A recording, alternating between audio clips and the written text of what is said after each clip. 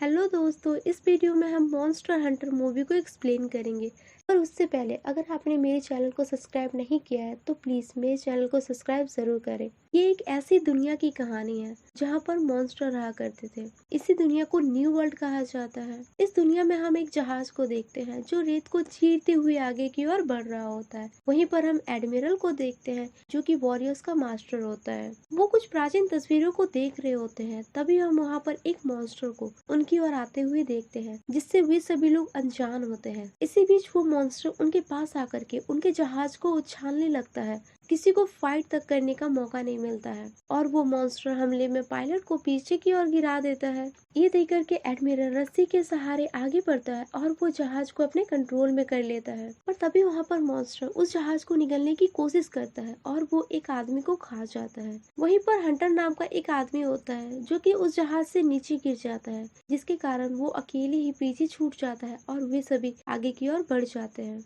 अब हम मूवी में रियल वर्ल्ड का सीन देखते हैं जहाँ पर आर्मी का लीडर कप्तान आर्टेमिस अपने साथियों के साथ आर्मी के कुछ सैनिकों की खोज में निकलते हैं जो रहस्यमय कारण से गायब हो गए थे। जाते समय उन्हें कुछ पत्थर मिलते हैं जिनमें कुछ अजीब चीजें लिखी हुई होती है जो कि उन्हें समझ में नहीं आ रही होती है। और जब ये जमीन पर देखते हैं तो वहाँ गाड़ी के निशान होते हैं, लेकिन हैरानी की बात तो ये है कि वहाँ दूर दूर तक कोई भी गाड़ी नजर नहीं आ रही होती है। उन्हें समझ में नहीं आता है कि उनके सोल्जर्स यहाँ से आगे कहाँ गए हैं। कि तभी वे सब देखते हैं कि दूर से तूफान आ रहा होता है। ये देख करके वे वहाँ से भागने लगते हैं और वो तूफान सभी को अपनी चपेट में ले लेता है। वहाँ बिजली के कड़कने से उन पत्थरों पर जो लिखा हुआ होता है वो अचानक से चमकने लगता है और वे सभी उसी से होते हुए न्यू वर्ल्ड में पहुंच जाते हैं। वे वहाँ से आगे जाते हैं जहाँ उन्हें अपनी दूसरी टीम की गाड़ी दिखाई देती है जिन्हें वो ढूंढ रहे थे और वे सब भी इसी हमले का शिकार हो गए थे। उनकी लाशें पूरी तरह से जली हुई होती है, लेकिन वहाँ पर ना तो कोई हमले का निशान होता है और ना ही किसी और की लाशें होती है। वहाँ पर जो लाशें मौजूद थी वो पूरी तरह से जल चुकी होती है। तो उन्हें कांच के टुकड़े दिखाई देते हैं जिसे देख करके ऐसा लगता है मानो उसे आग की भट्टी से निकाला गया हो,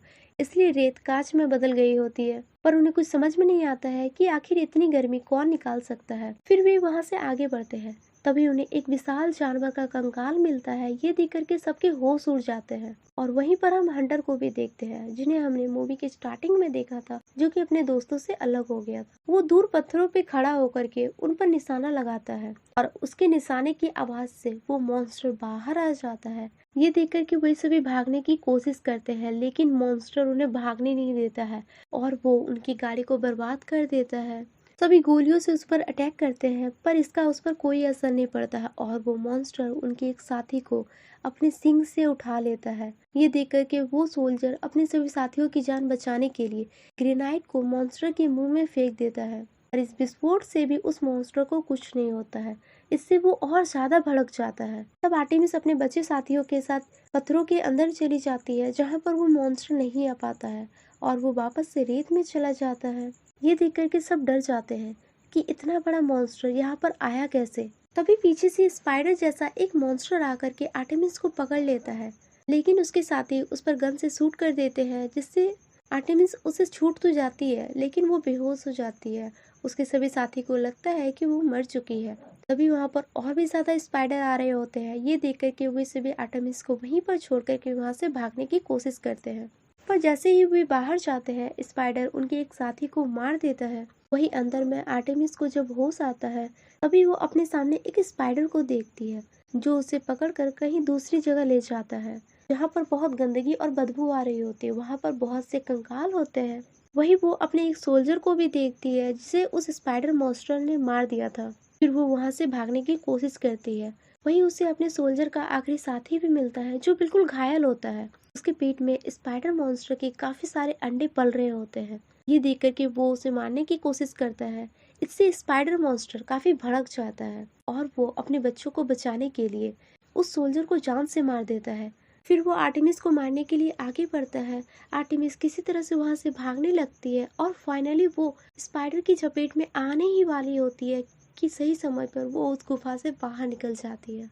उन स्पाइडर के लिए सूरज की किरणें जानलेवा होती है तो वो बाहर नहीं आ पाते हैं और आर्टेमिस उन सुनसान रेगिस्तान में अकेली पड़ जाती है। आर्टेमिस को अब समझ में आ जाता है कि वो एक आइलैंड में है और रेत पर कदम रखने से वो मॉन्स्टर वापस से बाहर आ जाएगा। पर आइलैंड पर भी वो सुरक्षित नहीं होती है क्योंकि रात होते ही वो स्पाइडर मॉन्स्टर बाहर आ जाएंगे। इसलिए वो छुपने के लिए जगह ढूंढने लगती है, पर तभी उसकी मुलाकात हंटर से होती है। हंटर उसे मारने लगता है। ये देख कर के आर्टेमिस भी उससे लड़ने लगती है। दोनों में काफी देर तक लड़ाई होती है। कोई भी हार मानने को तैयार नहीं होता है। पर अंत में जब हंटर स्पाइडर की गुफा में गिरने जा रहा होता है तब आर्टेमिस उसे बचा लेती है। इससे दोनों समझ जाते हैं कि वे दोनों एक दूसरे के दुश्मन नहीं है, वे दोनों ही यहाँ पर फंसे हुए हैं। हंटर उसे बताता है कि वे उसी तूफान के जरिए वापस से अपनी दुनिया में जा सकते हैं, लेकिन ये काम बहुत ही मुश्किल है क्योंकि वहाँ पर डियाब्लोस मॉन्स्टर होता है। फिर वे मिल करके प्लानिंग बनाने लगते हैं। हंटर उससे कहता है कि एक मॉन्स्टर ही दूसरे मॉन्स्टर को मार सकता है और स्पाइडर मॉन्स्टर के जरिए ही वे डियाब्लोस को मार सकते हैं। उसका जहर काफी जहरीला होता है।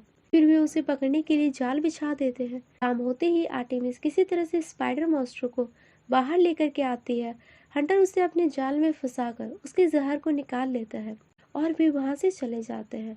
उस जहर से वे एक हथियार को तैयार करते हैं जिससे वे डियाब्लोस को मार सके। फिर हंटर आर्टेमिस को कई दिनों तक मॉन्स्टर से लड़ने का तरीका बताता है और वो उसे अपने आग उगलते हथियार का प्रयोग करना भी सिखाता है। फाइनली दोनों उस मॉन्स्टर से लड़ने के लिए तैयार हो जाते हैं। दोनों मॉन्स्टर को टीज करते हुए आगे बढ़ते हैं। मॉन्स्टर उन्हें देख लेता है और उनकी ओर तेजी से बढ़ रहा होता है। ये देख करके हंटर अपने उस जहरीले हथियार से उसकी आंख पर निशाना लगाता है जिससे उसे थोड़ा धुंधला दिखाई देने लगता है, पर वो अब भी उतना ही ताकत के साथ हंटर को मारने लगता है।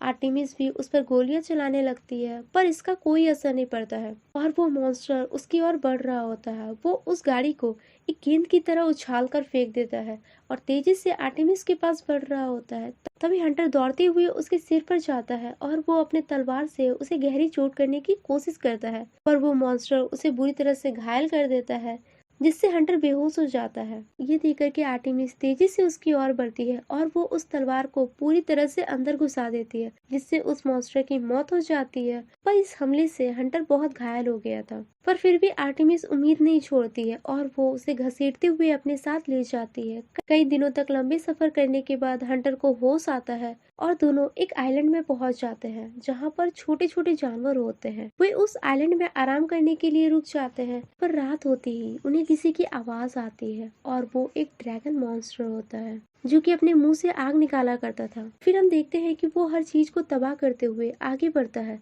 ताकि वे उन पर अटैक करके उन्हें मार सके। ये देख करके उस आइलैंड के सभी जानवर वहाँ से भागने लगते हैं, लेकिन तभी वहाँ पर एडमिरल आ जाता है जो कि मूवी के स्टार्टिंग में दिखाया गया था। वो अपने साथियों के साथ मिल करके उन्हें बचा लेता है, फिर अपने साथ ले आता है। वहाँ पर आर्टेमिस उससे पूछती है कि मेरे साथ क्या हुआ था और मैं यहाँ पर कैसे आई। तो एडमिरल उसे कुछ तस्वीरें दिखाते हुए कहता है कुछ लोग रियल वर्ल्ड से न्यू वर्ल्ड में आने के लिए एक टावर बनाए थे ताकि वे उसका यूज करके अपनी दुनिया में वापस जा सके, और उसी टावर की हिफाजत करने के लिए उन्होंने मॉन्स्टर भी बनाए थे। पर धीरे धीरे ये मॉन्स्टर इतना ज्यादा पावरफुल होता गया कि उसे मारना इम्पॉसिबल हो गया, और इन सब में ड्रैगन मॉन्स्टर सबसे ज्यादा ताकतवर होता है जो कि अपने मुंह से आग निकालता था। लेकिन जब तक उन्हें अपनी गलती का एहसास हुआ था काफी देर हो गई थी। वे लोग मारे जा चुके थे और जो लोग बचे थे वे मॉन्स्टर को ढूंढकर उन्हें मारने लगे। एडमिरल उन्हें ये भी बताता है कि हमें उस टावर को जल्दी बंद करना होगा ताकि यहाँ से कोई मॉन्स्टर रियल वर्ल्ड में ना चला जाए। वे चाहते थे कि इन सब में आर्टेमिस भी उनकी मदद करे। लेकिन वे सभी उसी टावर की ओर निकलते हैं। वहाँ पर वे देखते हैं कि चारों तरफ से लावा निकल रही होती है।